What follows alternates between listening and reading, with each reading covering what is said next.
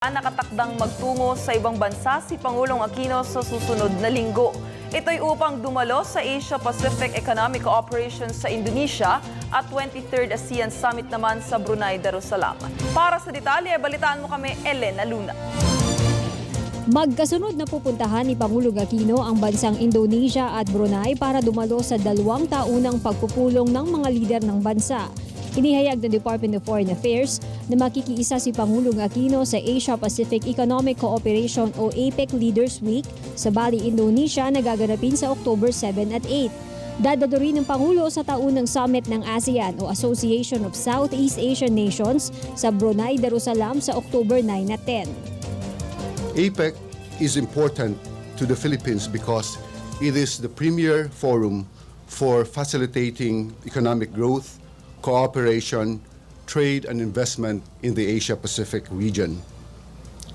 As a member of APEC, the working to sustain economic growth through a commitment to free and open trade, investment liberalization and facilitation, and economic reform. October 6 pa lamang ay nasa Indonesia na ang Pangulo para magsalita sa harap ng mga negosyante sa Asia-Pacific region sa APEC CEO Summit. As a panelist on the session on inclusive growth, together with Prime Minister Yingluck Shinawatra of Thailand and President Ollanta Humala of Peru, the President will be sharing Philippine strategies, initiatives, and accomplishments on this particular area.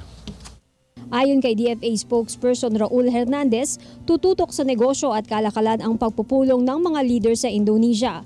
Hindi raw matatalakay doon ang issue ng agawan ng teritoryo sa West Philippine Sea, pero maaari naman daw itong talakayin sa ASEAN Summit sa Brunei. In the ASEAN summits, one of the priorities of Brunei is maintenance or the management of maritime issues, and we support that priority that the chairman has laid forward. And therefore, as you well know, maritime security and the rule of law are very important issues not only for ASEAN and the Philippines, but also for the international community.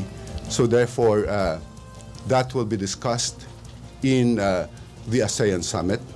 And we will maintain our position that the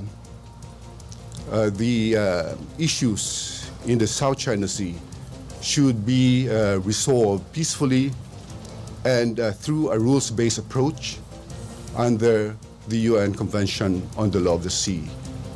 Dadalo ang Pangulo sa siyam na pagpupulong sa ASEAN Summit.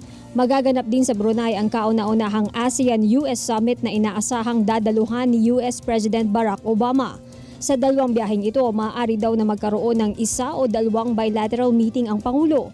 Hindi pa maibigay ng DFA kung sino mga lider ng bansa ang usap ng Pangulo, pero tiniyak nila na hindi kasama dito ang China. The two countries and the two presidents, in fact, have agreed that bilateral cooperation between the two countries should continue on and enhance these aspects of bilateral relations further. Para sa Telebisyon ng Bayan, Elena Luna.